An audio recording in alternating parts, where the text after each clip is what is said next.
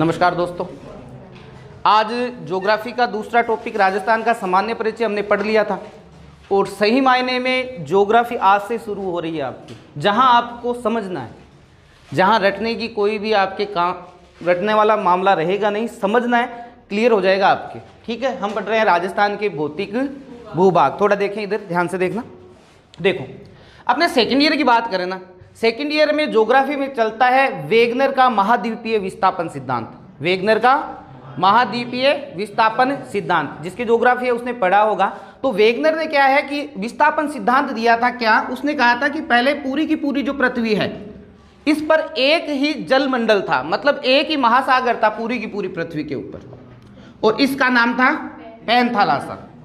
क्या नाम था? पैंथालासा महासागर। क्लियर है? इतना देख लेना।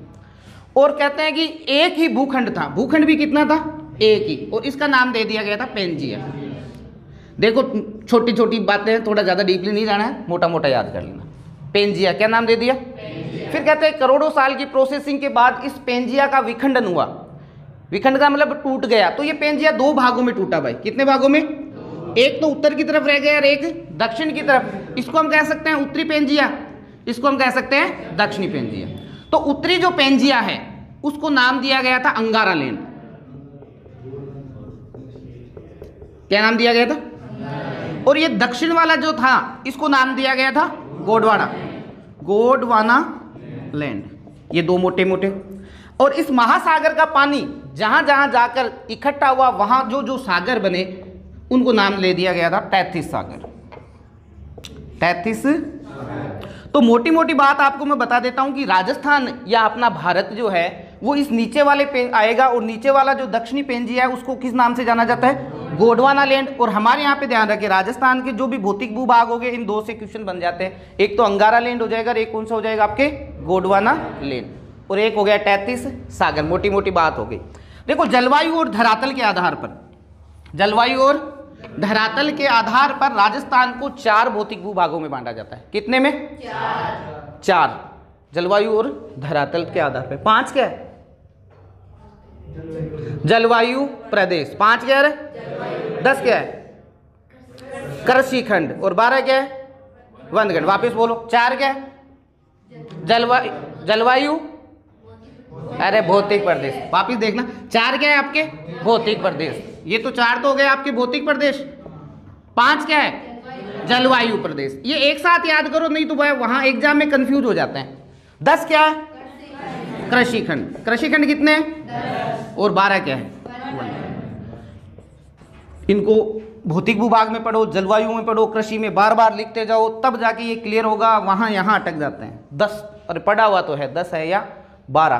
तो ध्यान रखें, कृषि खंड कितने हैं? 10, और वनखंड कितने हैं? 12। तो आज हम राजस्थान के भौतिक भूभाग पढ़ रहे हैं, और पहला जो भौतिक भूभाग है, या हम ये कह सकते हैं 4 भाग हो गए ना। चलिए, तो 4 भौतिक भूभागों के नाम लिखते हैं। पहले पहले है आपके पश्चिमी मरुस्थल। पहले पहले कौन सा हो गया आपके? पश्चिमी मरुस्थल, नंबर 1। नंबर 2 मध्यवर्ती अरावली।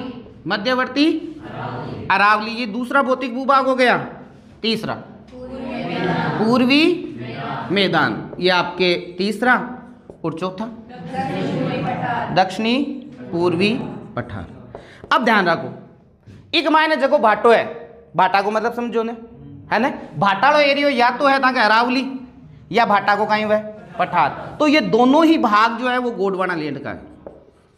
किसका अवशेष है? और ये जो मैदान रेत है, रेत है मैदान में भी, 8वें मरुस्थल में कहीं है रेत। ये दोनों ही आपके टैथिस सागर से माने जाते हैं। टैथिस सागर। फिर वापिस देख लेना, ये मैदान जब बना था, यहाँ नदियां पानी वानी लाती थी, तो एक टैथिस सागर का ही भाग था। ये सागर नहीं था यहाँ पे, लेकिन नदियों वाला जो एरिया था ये उस समय टैथिस सागर के अंतर्गत आता था। तो 2 भाटे वाले को आपको याद रखना है, अरावली और पठार। ये तो दोनों ही किसके हैं? और ये मिट्टी वाला जो एरिया है, पश्चिमी मरुस्थल और दक्षिणी पूर्वी पठार, ये दोनों किसके भाग हैं? अब देखो, एग्जाम में एक क्वेश्चन आता है, उस क्वेश्चन को क्लियर करो। एक क्वेश्चन आया हुआ है, देखना कि राजस्थान का प्राचीनतम भाग है, प्राचीनतम भूभाग कर दो या राजस्थान का प्राचीनतम भाग है। अब उसमें देखो क्या देते हैं, क्वेश्चन ध्यान से सुनना। वो देते हैं पहाड़ी राजस्थान, पहाड़ी के बाद मैदानी राजस्थान, मैदानी नहीं लिखे मैं पठारी कर देता हूं पहले, पठारी राजस्थान, फिर तीसरा देते हैं मैदानी राजस्थान, और चौथा आपके नाम देते हैं मरुस्थलीय राजस्थान। 4 भाग हो गए। आपसे परीक्षा में पूछा जाता है कि राजस्थान का प्राचीनतम भूभाग है, राजस्थान का प्राचीनतम भाग है, भूभाग भी दे सकते हैं। तो राजस्थान का प्राचीनतम भूभाग अगर आ जाए तो इसका उत्तर आप करोगे पहाड़ी राजस्थान। इसका उत्तर क्या करोगे? पहाड़ी राजस्थान का मतलब सीधा सा अरावली, पहाड़ी राजस्थान का मतलब सीधा सा अरावली। तो ध्यान रखें राजस्थान के ये जो 4 भौतिक भूभाग है, पठार का मतलब हो गया दक्षिणी पूर्वी पठार, और मैदान का मतलब पूर्वी मैदान, और मरुस्थल का मतलब पश्चिमी मरुस्थल। इन्हीं को मैंने नाम चेंज करके लिख दिया। तो अगर परीक्षा में पूछ ले प्राचीनतम भाग है तो आप क्या करोगे? इसका उत्तर पहाड़ी राजस्थान। क्या करोगे? अच्छा, अब ये चारों का मैंने क्रम लिख दिया। ध्यान रखिए राजस्थान का प्राचीनतम से प्राचीन सबसे पहले बना था आपके पहाड़ी। पहाड़ी का मतलब अरावली के बाद जिस भौतिक भूभाग की उत्पत्ति हुई वो कौन था? दक्षिणी पूर्वी पठार। फिर तीसरा पूर्वी मैदान, और सबसे अंत में बना। तो राजस्थान के 4 भौतिक भूभागों का अगर क्रम पूछ ले तो ध्यान रखें अरावली बनी थी सबसे पहले, फिर बना था पठार, फिर बना था मैदान, और फिर बना था। तो ये प्राचीनतम है। तो बताओ राजस्थान का नवीनतम भौतिक भूभाग कौन सा हुआ? मरुस्थल। मरुस्थल है वो है नवीनतम, और अरावली है वो प्राचीनतम। चारों का क्रम देख लेना। पहले 2 भाटे वाले नाम लिख दो, अरावली, अरावली के बाद पठार, फिर बना मैदान, फिर बना आपके मरुस्थल। तो आज हम पहला भौतिक भूभाग पढ़ेंगे और वो है अपना मरुस्थल। भाई अपन तो इसी एरिया में रहते हैं तो मरुस्थल को पढ़ लेते हैं, मरुस्थल को पढ़ लेते हैं। ध्यान से देखें भाई, हम पढ़ रहे हैं पश्चिमी मरुस्थल। मोटी मोटी बात है, आपको सीधा बता देता हूं मैं। देखिए थार के इस मरुस्थल का विस्तार विश्व के 2 देशों में है, भारत में भी है और पाकिस्तान में भी है। भारत में भी है और पाकिस्तान में। क्या हुआ?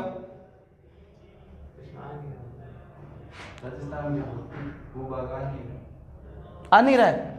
चलो बाकी नीचे वाला तो आ रहा है ना, वह चले ये तो की कोई टेंशन को नहीं, काट दी जाएंगे। हाँ तो देखो पश्चिमी मरुस्थल का वापस सुना। इस पश्चिमी मरुस्थल जिसको हम थार का मरुस्थल कहते हैं, इसका विस्तार विश्व के 2 देशों में है, भारत और तो पाकिस्तान से हमें लेना देना नहीं है। अब आ जाओ भारत में। भारत की अगर बात करूं मैं, राजस्थान का अगर मोटा मोटा नक्शा अगर हम बनाते हैं तो ये आपके गुजरात इधर वाला, ये अपना राजस्थान, उत्तर की तरफ कौन सा है? पंजाब, और पंजाब के साथ ही क्या है? इधर हरियाणा। तो भारत की अगर हम बात करें तो वापिस ध्यान से सुने, इस थार के मरुस्थल का विस्तार भारत के 4 राज्यों में। भारत के कितने राज्यों में? यहां से शुरू हो जाएगा गुजरात 1, राजस्थान 2, पंजाब 3, हरियाणा 4, मतलब इन 4 राज्यों में है। अभी पंजाब वगैरह में तो देखने को नहीं मिलता, लेकिन माना जाता है कि कितने में? 4 में। वहाँ हरियाली हो गई। हो सकता है अपने भी इधर पश्चिमी राजस्थान में धीरे धीरे नहरें आ रही है, आज से 1000 या मान लो 400-500 साल के बाद हो सके वो भी मरुस्थल अठू हट जाए। तो अठू हट चुक्यो आप भगवान वाई करा वो लाट छुट्टा। ठीक है भाई, हो गया 4 राज्यों में। अब आ जाओ आप, 4 राज्य कौन से? गुजरात, राजस्थान, पंजाब, हरियाणा। अब हम तो राजस्थान से संबंधित पढ़ रहे हैं। तो इन 4 राज्यों में फैले थार के मरुस्थल का 61.11% का भाग वो सिर्फ और सिर्फ आपके राजस्थान में है। कितना? मोटे मोटे कहूं तो कई बार क्या होता है, ये पॉइंटों में नहीं देके आपको सीधा दे देते हैं।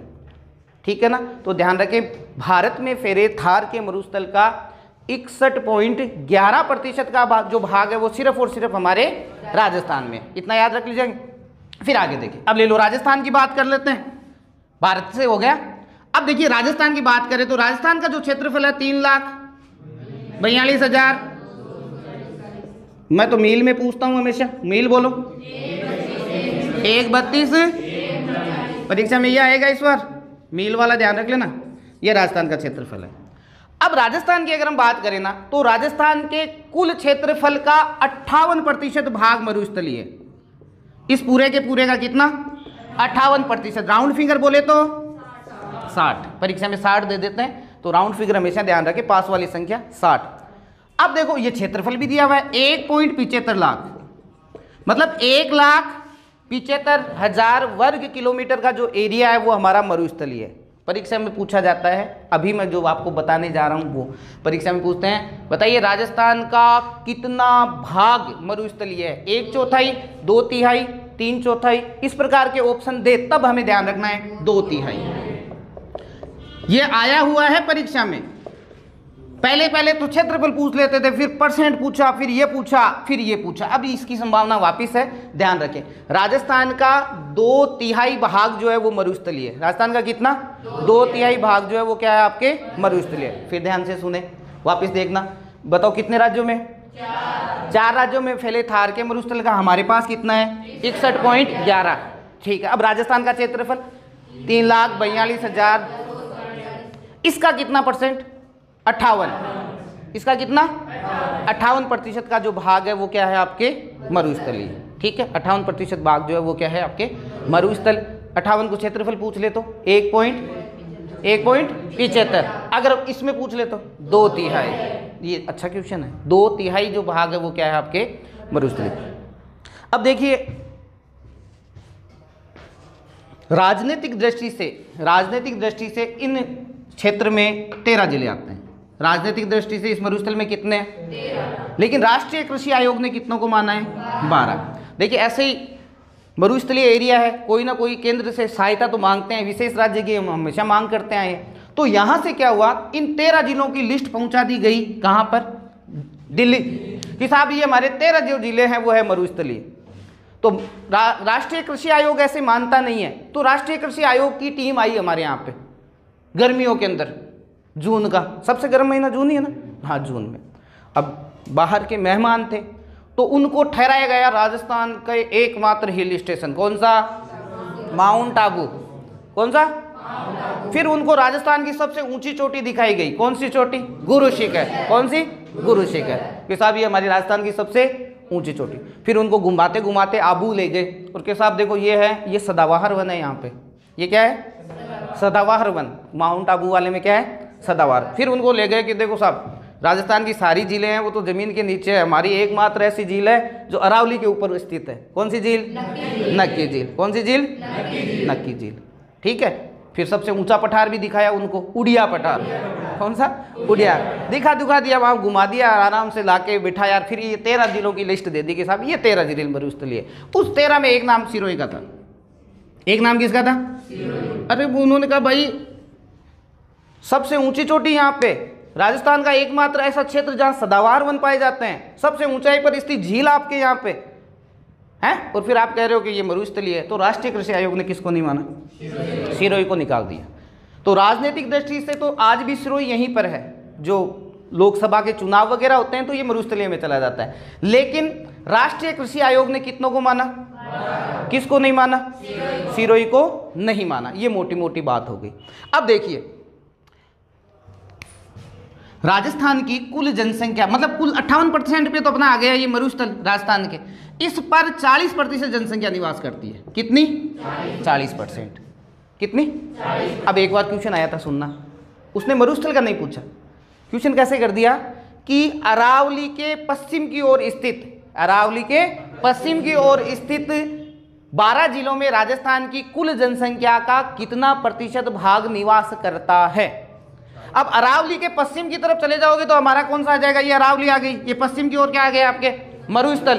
अब अगले ने क्या, अगर वो सीधा पूछ लेता कि बताइए पश्चिमी मरुस्थल में कितने प्रतिशत लोग निवास करते हैं, सबको पता है 40%। अगले ने थोड़ा आपके दिमाग के साथ खेला और अगले ने कह लिया कि अरावली के पश्चिम की ओर स्थित 12 जिलों में राजस्थान की कुल जनसंख्या का कितना प्रतिशत भाग निवास करता है? उत्तर क्या करोगे? 40। उत्तर क्या करोगे? 40%। ठीक है, मोटी मोटी बात तो ये हो गई आपके मरुस्थल की। अब मरुस्थल की मिट्टी तो 2-4 छोटे छोटे पॉइंट है, उनको क्लियर करेंगे, फिर इसको अभी समझाना तो शुरू ही नहीं किया भाइयों, अभी तो बहुत लंबा चौड़ा टॉपिक पढ़ा है। अब देखो मिट्टी का ध्यान रखिए, ये पश्चिमी मरुस्थल, ठीक है, उत्तर दक्षिण थोड़ा यहाँ कर देना, पूर्व और पश्चिम। आपने अरावली लाइन खींच दें, पहले सामान्य जानकारी है अपन के बारे में। ये है आपके पश्चिमी मरुस्थलीय एरिया। यहाँ पे जो मिट्टी पाई जाती है वो एंटी सोल। कौन सी सोल? Anti soul. और परीक्षा में पूछा जाएगा भाई, अंग्रेजी में पूछा हाल है, पुरानी बात पूछनू छोड़ दिया। अंग्रेजी में आले भाषा को नाम आवे तो भाषा का यहाँ मिट्टी को नाम आवे तो एक जगह मिट्टी पाई जाली बाकी किसी पाई जाली एंटीसोल, जिसको आप कहते हैं रेतीली बलुई मिट्टी। तो बलुई मिट्टी को आप सब ने उठाया, आप कहीं रटा एंटीसोल। कौन सी मिट्टी पाई जाती है यहाँ पे? एंटीसोल पाई जाती है। यहाँ की जो पश्चिमी राजस्थान की जो प्रमुख रूप से जो वनस्पति पाई जाती है उसको कहते हैं जीरोफाइट। क्या पाया? जीरोफाइट। हिंदी में बोलो तो मरुदबिद। मरुदबिद। ये परीक्षा में पूछते हैं भाई कि पश्चिमी राजस्थान में किस प्रकार की वनस्पति पाई जाती है। हिंदी में कह दे तो आप क्या करोगे? मरुदबिद। अंग्रेजी में जीरोफाइट। जीरोफाइट भाई ये जगह के कहीं हुआ है, कांटा कुंटा हुआ है, पत्तियां छोटी हुआ है, वाष्पीकरण कम हुआ है, तो अयान की सी विशेषता हुआ आगे, तो जीरोफाइट कह दो या मरुदबिद। ठीक है, अब ला जाओ आप। इस पश्चिमी मरुस्थल की सबसे प्रमुख जो नदी है वो नदी का नाम है लूणी नदी। कौन सी नदी? लूणी।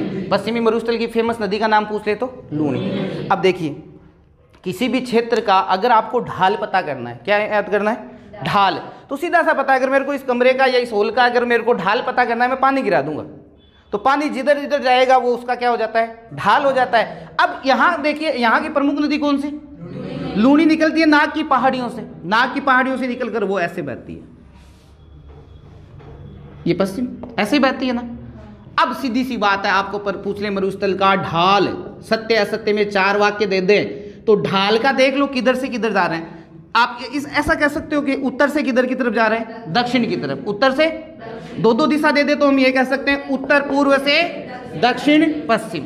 उत्तर पूर्व से, तो वापस बोलो, अगर एक एक दिशा दे दे तो हम कहेंगे उत्तर से दक्षिण, दो का दे दे तो उत्तर पूर्व से दक्षिण पश्चिम। ये है आपके मरुस्थल का ढाल। ये क्या है? आपके मरुस्थल का ढाल है भाई।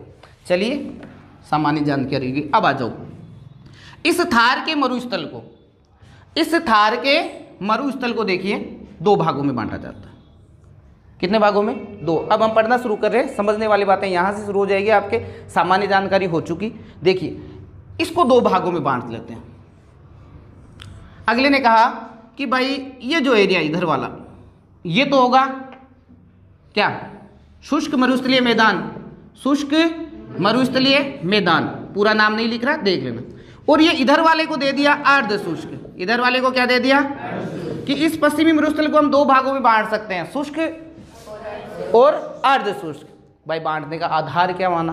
तो आधार उन्होंने माना 25 सेंटीमीटर। 25 सेंटीमीटर समवर्षा रेखा। 25 सेंटीमीटर समवर्षा रेखा शुष्क मरुस्थलीय मैदान को अर्ध शुष्क मरुस्थलीय मैदान से क्या कर रही है? अलग। अब देखो, अब बीचों बीच लाइन है ना, आप 50 कर दो, आगे कर दो। हम ये कह सकते हैं कि 50 सेंटीमीटर समवर्षा रेखा राजस्थान को 2 भागों में बांट रही है। 50 तो क्या बांट रही है? राजस्थान को। 25 क्या कर रही है? शुष्क मरुस्थलीय मैदान को अर्ध शुष्क मरुस्थलीय मैदान से अलग कर रही है। ये रेड क्लिफ रेखा वाला एरिया हो गया अपना, और यहाँ पे हो गया आपके 10 सेंटीमीटर समवर्षा रेखा। यहाँ क्या हो गई आपके? तो थोड़ा वर्षा वाले 2-4 पॉइंट यहीं साथ में याद कर लो, ध्यान रखें। 10 सेंटीमीटर समवर्षा रेखा आपके रेड क्लिफ रेखा के समानांतर चलने वाली वर्षा रेखा है। कितनी? 10। 25 क्या कर रही है? शुष्क मरुस्थलीय मैदान को अर्ध शुष्क मरुस्थलीय। 50 राजस्थान को 2 भागों में। राजस्थान को कितने भागों में बांट रही है? अब तो याद करियो, तो 2 आंकड़ा और कर दो। देखो 55 से 60, 55 से, ये है राजस्थान में वर्षा का वार्षिक औसत। वार्षिक औसत राजस्थान में वर्षा का वार्षिक औसत है 55 से 60। वैसे आप ना गाइड गुइडों के चक्कर में मत पड़ना, ये ऐसे आंकड़ा दे देते हैं परीक्षा में, कभी ये आंकड़े नहीं आते। परीक्षा में 2 का जोड़ा आएगा तो वहां फंसने की संभावना क्या रहती है? जैसे 50 से 55, यहां हम थोड़ा सा कंफ्यूज हो जाते हैं क्योंकि बीच का आंकड़ा 57 है। तो आपको ध्यान रखना है 55 से 60। क्या करोगे? तो राजस्थान में वर्षा का वार्षिक औसत कितना हो गया? 55 से 60। अब विवरण जो को वो है 10×120। 10×120। चलो क्वेश्चन बताओ, कितने आंकड़े याद किए? 4 याद किए। पहला देखो, ये 10 वाली क्या कर रही है? रेड क्लिफ रेखा के समानांतर। 25 वाली शुष्क मरुस्थलीय मैदान को अर्ध शुष्क से अलग कर रही है। अच्छा 50 राजस्थान को 2 भागों में बांटने वाली वर्षा रेखा। अच्छा ये 55 से 60 क्या है? राजस्थान में वर्षा का वार्षिक। और विवरण वितरण है वो 10 से लेकर 120। अब 28 दान कंफ्यूज करवा फास्ट एक क्वेश्चन आयो, ध्यान सुन दियो।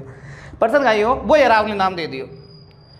कि अरावली से पश्चिम की तरफ जाने पर जो वर्षा रेखा या जो देखने को मिलती है वो है, तो उसमें ऑप्शन क्या था देखना, एक था 40, नहीं एक था 50, नहीं 55 था यार, सॉरी 55 था एक, तो एक था 45, एक था 65 और एक था आपके कोई 10 या 15 के लगभग।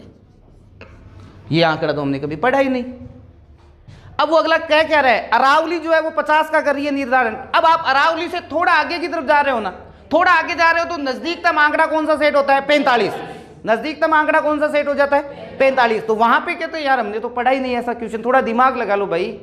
50 आपने अरावली मान लिए, अब अरावली से चल रहे हो आप, उतर गए अरावली से नीचे तो वर्षा थोड़ी कम होगी, तो कितना माना था वहां पे, 45। अब आप भी ध्यान रखना, अगर परीक्षा में ऐसा क्वेश्चन आ जाए कि अरावली से पश्चिम की ओर चलने पर वर्षा रेखा 50 से कम लेना, 50 से क्या लेना, कम। अब हो सकता है अगला 40 दे दे, 45 ऑप्शन में नहीं है तो हम 40 कर देंगे, लेकिन 50-55 तो नहीं करेंगे, 50 वाला 55 वाला ये नहीं करेंगे, क्योंकि अरावली से हम उतर चुके हैं और वो 50 का निर्धारण अरावली ही हमारे राजस्थान में करती है। तो ये सारे आंकड़े क्लियर हो गए, ठीक है, आगे बढ़े। 10, 25, 50, 55 से 60 वर्षा का औसत, वैसे एवरेज 57.3 देते हैं, ठीक है। चलिए फिर आगे बढ़ते हैं, 2 भागों में तो बांट दिया, अब इसको वापस 2 और भागों में बांटो। एक है बालू का युक्त,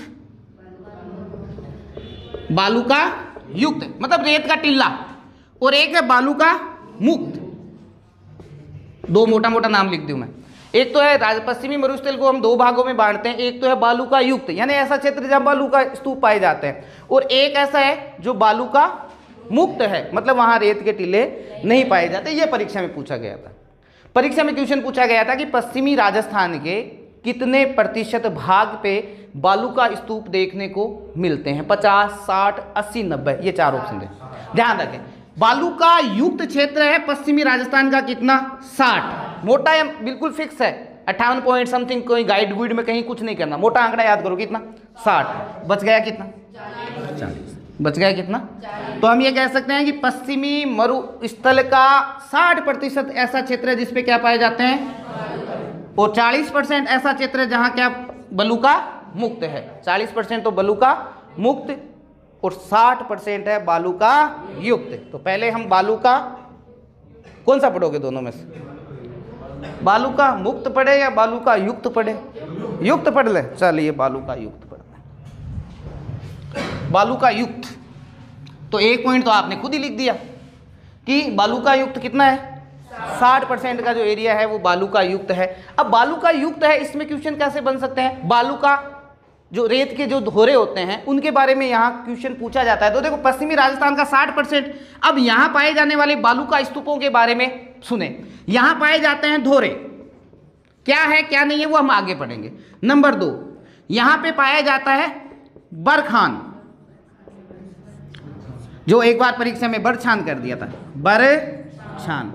एक बार वो मैंने बताया था ना, माध्यमिका, माध्यमिका जो है वो चित्तौड़ में, उसका नाम कर दिया मच्छमिका, उसका क्या कर दिया।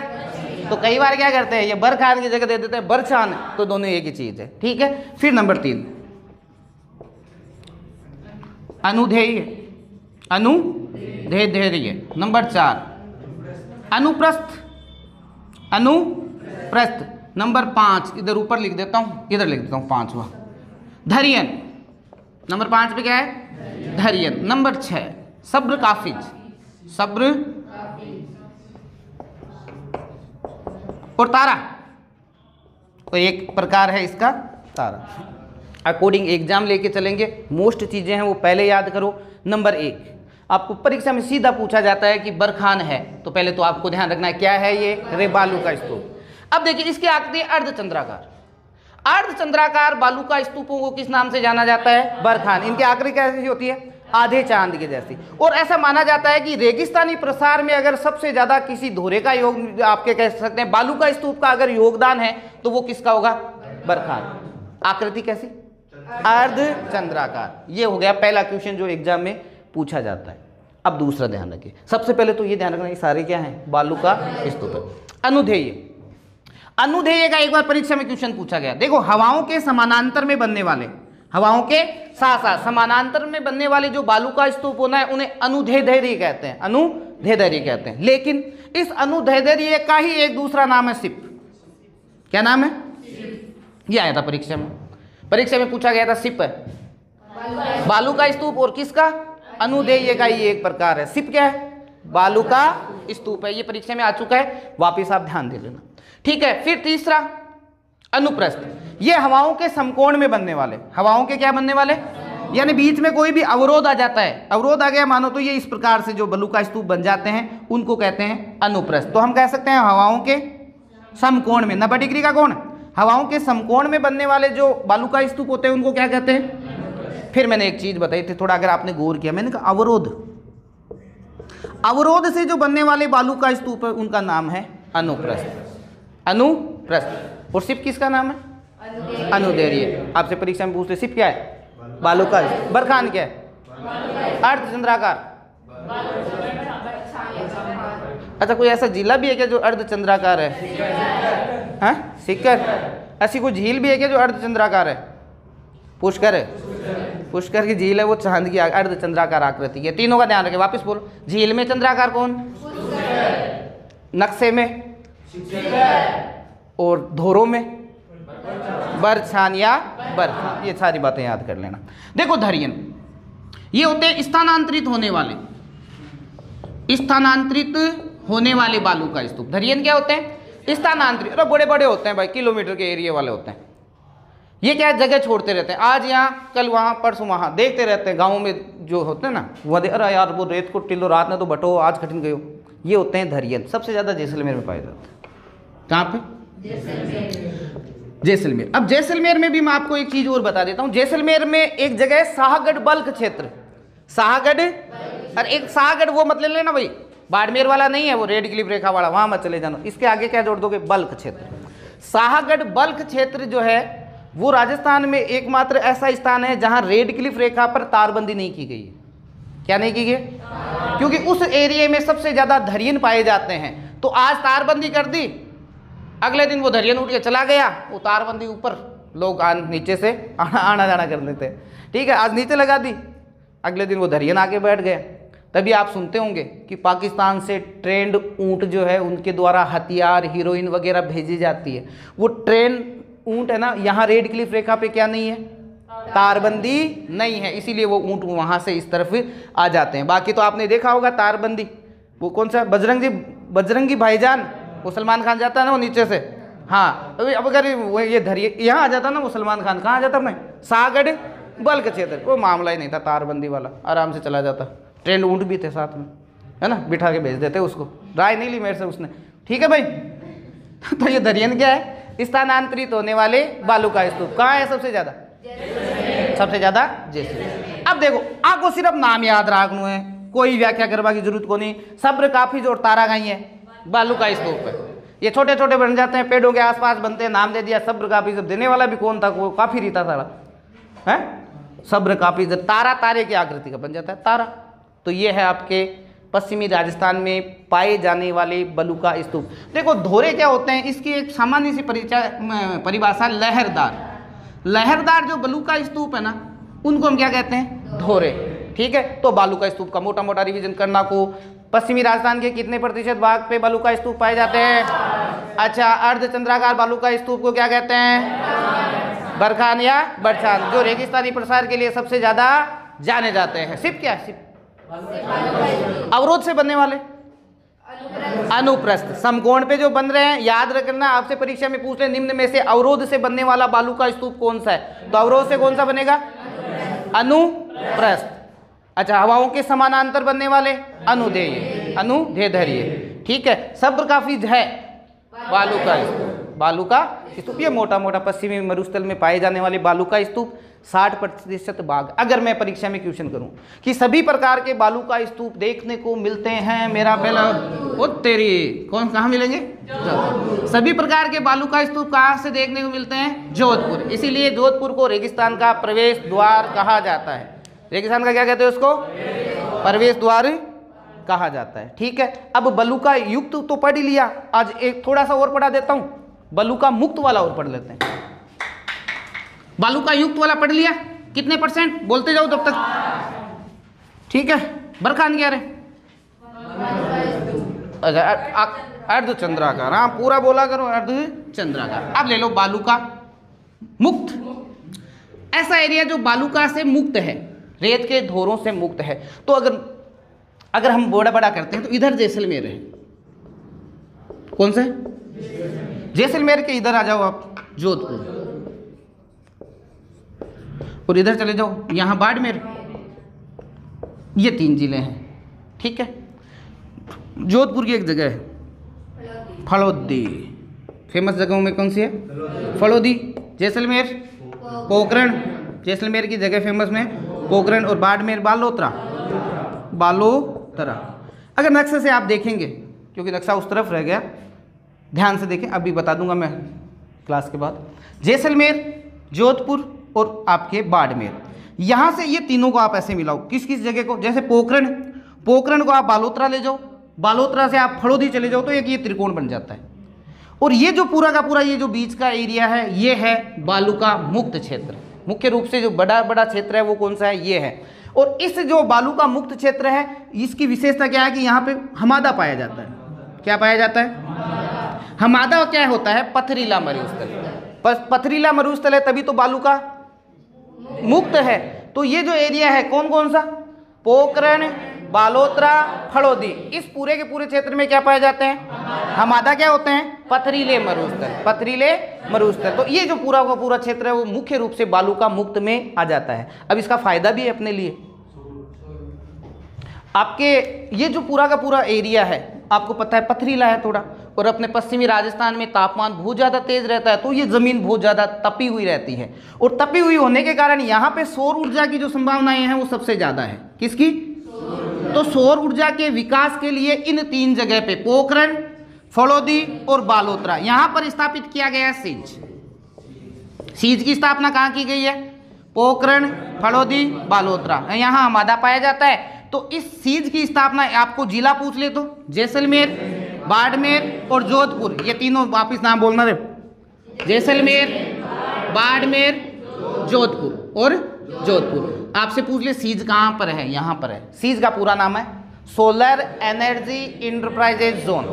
पूरा नाम क्या हुआ, सोलर एनर्जी इंटरप्राइजेज जोन। इसकी स्थापना कहाँ कहाँ की गई है, आपके जैसलमेर, बाड़मेर, जोधपुर। क्यों की गई है, क्योंकि यहाँ क्या पाया जाता है, हमादा क्या होता है, पथरीला मरुस्थल। तो सौर ऊर्जा की यहाँ पे विपुल संभावनाएं हैं। और इस वो ये सीज की स्थापना किसने की, इसका थोड़ा सा देखना, राजस्थान अक्षय ऊर्जा निगम, राजस्थान अक्षय ऊर्जा निगम, इसके द्वारा की गई हुई, राजस्थान अक्षय ऊर्जा निगम। अब और देख लेना परीक्षा में, इसका नाम तो हर एग्जाम में आता ही है। सौर ऊर्जा के विकास के लिए सबसे ज़्यादा अगर कोई काम कर रहा है तो वो है राजस्थान अक्षय ऊर्जा निगम, जिसकी स्थापना आपको याद रखनी है अगस्त 2002, अगस्त 2002, ठीक है। ये थोड़ा देख लेना, अभी परीक्षा में आने की संभावनाएं है। कई जगह 2000 मिलता है, लेकिन 2002 करना है अपन को क्या करना है, इसको 2002। राजस्थान अक्षय ऊर्जा निगम जो है वो मुख्य रूप से क्या काम कर रहा है, सौर ऊर्जा के विकास के लिए। तो परीक्षा में आपके सौर ऊर्जा से संबंधित कोई सा भी क्वेश्चन पूछे और 4 संस्थान दिए हो, तो उस 4 संस्थान में आपको बिना सोचे समझे उत्तर कर देना राजस्थान अक्षय ऊर्जा निगम, राजस्थान अक्षय ऊर्जा निगम। आपके करंट जीके की क्लास होती है, तो मैंने करंट जीके में आपके यहाँ जोधपुर में एक जगह बताई थी जहां सौर ऊर्जा का सबसे बड़ा प्लांट लग रहा है, भड़ला, भड़ला। देखिए सबसे बड़ा, भारत का सबसे बड़ा सौर ऊर्जा का जो प्लांट लग रहा है वो भी आपके कहाँ लग रहा है, इस जोधपुर वाले इसी एरिया में लग रहा है, भड़ला। अभी वीडियो में आया था, ये वीडियो में पूछा था कि कौन से पेज का काम चल रहा है, तो ये दूसरे पेज का शुरू हो गया। अभी पहले पेज का पूरा हो गया, अभी कौन से का चल रहा है, तो ये वीडियो में पूछा गया था भाई, वीडियो में एक क्वेश्चन आया था। और ये आपके भड़ला, अभी हाल ही में आपसे पूछ लीजिए, भड़ला गांव हाल ही में चर्चाओं में रहा है सौर ऊर्जा के कारण। सौर ऊर्जा उपकरण यहाँ पे लगाया जा रहा है, बहुत ही मोस्ट चीज़ है ये, ठीक है। तो ये हमादा वाला एरिया क्लियर हो गया, इधर वाला। थोड़ा इसके साथ एक चीज़ और बता दूँ, इसकी स्थापना कब हुई थी, अगस्त 2002, राजस्थान अक्षय ऊर्जा निगम। इसी का दूसरा नाम है ना एक, राजस्थान ऊर्जा नवीनीकरण, है ना, राजस्थान ऊर्जा नवीनीकरण निगम। इसी का नाम है भाई, इसी राजस्थान अक्षय ऊर्जा निगम को हम दूसरा किस नाम से जान सकते हैं? राजस्थान ऊर्जा नवीनीकरण निगम, मतलब नवीनीकरण करता है ऊर्जा का। अपने यहाँ पे राजस्थान की अगर हम बात करें, दो प्रकार के यहाँ पे, या भारत की बात करें, एक ये जो ऊर्जा के स्रोत पाए जाते हैं, एक तो पारंपरिक होते हैं और एक क्या होते हैं? अपारंपरिक। एक तो क्या होते हैं? पारंपरिक होते हैं और एक क्या होते हैं आपके? अपारंपरिक। क्लियर है? इतना तो पता है। पारंपरिक को सीधो सो याद कर लीजिए, जगह था का बडका दादा दूधा, ठीक है, बे बी टाइम जगह ऊर्जा का स्रोत काम में लेता है बे सारा पारंपरिक है। और आदला आपा वाली परंपरा में चाला को नहीं, अपन अपरंपरागत हो गए। तो अपरंपरागत में जो अभी हाल ही में नए नए ऊर्जा के स्रोत खोजे जा रहे हैं, आपके दादाजी ने कभी भी सौर ऊर्जा नहीं देखी। दादाजी ने परदादा का दादो जिंदो वाला परदादा की बात करें, उन्होंने कभी नहीं देखी सौर, उन्होंने पवन ऊर्जा नहीं देखी, पवन ऊर्जा भी नहीं देखी, उन्होंने जल ऊर्जा नहीं देखी। अब जब तक पृथ्वी रहेगी सूरज रहेगा, हवा चलती रहेगी, पानी बहता रहेगा, तो ये ऊर्जा लगातार बनती रहेगी, है ना। तो ये क्या है? नवीनीकरण चलता रहेगा। तो ये परंपरागत नहीं है, ये तीनों के तीनों क्या है? गैर परंपरागत, गैर परंपरागत। और परंपरागत में जो खत्म होने वाले हैं, हमेशा आज नहीं तो कल, कल नहीं तो परसों, जिनका अंत हो जाएगा, वो हमेशा ही पारंपरिक ऊर्जा के स्रोत कहलाएंगे। जैसे पेट्रोलियम, पेट्रोलियम जमीन से प्राकृतिक गैस निकलता है, या कोयला वोयला जो भी निकलता है, ये क्या है? ऊर्जा के परंपरागत स्रोत, जो कभी ना कभी क्या हो जाएंगे? समाप्त हो जाएंगे। लेकिन अपरंपरागत वाले कभी भी समाप्त नहीं होंगे, ये चलती रहेगी। ठीक है, इतना लिखो, फिर आगे पढ़ाता हूँ।